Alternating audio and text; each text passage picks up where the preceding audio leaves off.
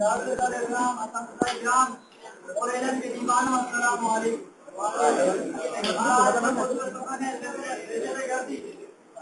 کس چیز کو کہتے ہیں؟ گردی کیا ہے؟ آج ہم اپنے اس ملک غور کریں، اپنے اس ملک پر غور کریں کہ کتنے ہمارے ایسے دوست، ہمارے کتنے رشتے دار اس دہشت گردی کا شکار ہو گئے۔ یہ کیا ہے؟ دہشت گردی کوئی عام چیز نہیں، یہ مسلمانوں کے علاقے کا سازش ہے کہ جس کو ہم خود نہیں سمجھ رہے، کیونکہ کفار اور مشرکین کو پتا ہے کہ اگر مسلمان ایک ہو گئے، مسلمانوں کے اندر جمعیت آ گئی، مسلمانوں نے مل کر اپنا پیغام جہاں مسلمانوں نے مل کر اپنی آزادی کے لیے کوشش کی تو ان قریب وہ پوری دنیا پر چھا جائیں گے۔ وہ یہ چیز جانتے ہیں، اس لیے انہوں نے سوچا کہ ان سے تلوار کے مقابلہ ان سے نہیں کیا جاتا، تلوار کے ذریعے سے مقابلہ ان سے نہیں کیا جاتا۔ ان سے کیا چیز ان کے اندر ہے جس چیز کو ختم کیا جائے تو ہم ان سے مقابلہ کر سکتے ہیں۔ جب انہوں نے غور کیا، جب انہوں نے فکر کیا تو ان کو معلوم ہو گیا کہ ان کے اندر جو طاقت ہے وہ تلوار کی طاقت نہیں، ان کے اندر جو جذبہ ہے وہ عشق محمدی ہے، خدا تعالیٰ سے عشق ہے، اور ان کا حضور صلی اللہ علیہ وسلم سے سچا رشتہ ہے۔ اس کی وجہ سے ان کو فکر دینا ناممکن ہے، ان کو ہم ہرا نہیں سکتے، ان کو ہم میدان سے بھگا نہیں سکتے۔ ان کے اندر کیونکہ حضور صلی اللہ علیہ وسلم سے محبت ہے اور دین پر مر مٹنے کا جذبہ ان کے اندر ہے۔ مسلمان مر تو جائے گا، اپنی گردن تو گڑا دے گا، مگر دین مصطفیٰ کو کبھی ختم نہیں ہونے دے گا۔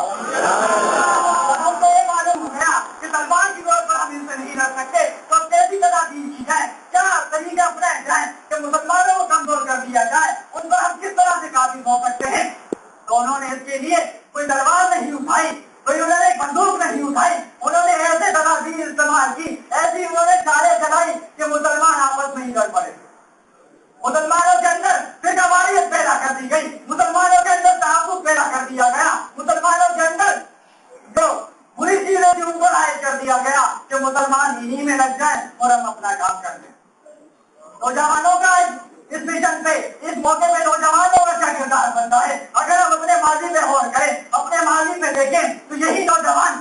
حضرت اسماعیل علیہ السلام کی صورت میں اللہ تعالیٰ کی رضا کے لیے اپنی گردن کو کٹانے کے لیے تیار ہو جاتا ہے، اور یہی نوجوان حضرت معاذ اور حضرت معاذ رضی اللہ تعالیٰ عنہ کی صورت میں میدان جنگ میں اتر جاتے ہیں، دشمن اسلام کا ہر قدم کر کے دیکھ سکتے ہیں۔ حضرت عمار بن یاسر رضی اللہ تعالیٰ عنہ کے صاحبزادے جو اسلام کا نام لے رہے تھے، اللہ تعالیٰ کی وحدانیت کا اقرار کر رہے تھے، جب کفار نے انہیں پکڑ لیا اور کہا کہ یہ چیز تم ختم کر دو تو انہوں نے کہا کہ تم جو چاہے کر لو، ہم اسلام سے نہیں ہٹیں گے۔ اور انہوں نے اتنی انہیں تکلیفیں دی، اتنی انہیں ایسائی پہنچائی، لیکن قربان جائے ان کی اس ہمت پر، قربان جائے ان کے ان جذبے پر کہ جنہوں نے وہ تکلیفیں تو برداشت کرنا چاہی لیکن دین اسلام سے نہیں ہٹے۔ اور یہ نوجوان کبھی ایک شہنشاہ کی صورت میں کسی فتوحات حاصل کر دیتا ہے، اور یہی نوجوان مل کر کبھی تحریک آزادی کا جذبہ ان کے اندر جب پیدا ہو جاتا ہے، علامہ اقبال اور قائد اعظم کی سوچ جب ان کے اندر آ جاتی ہے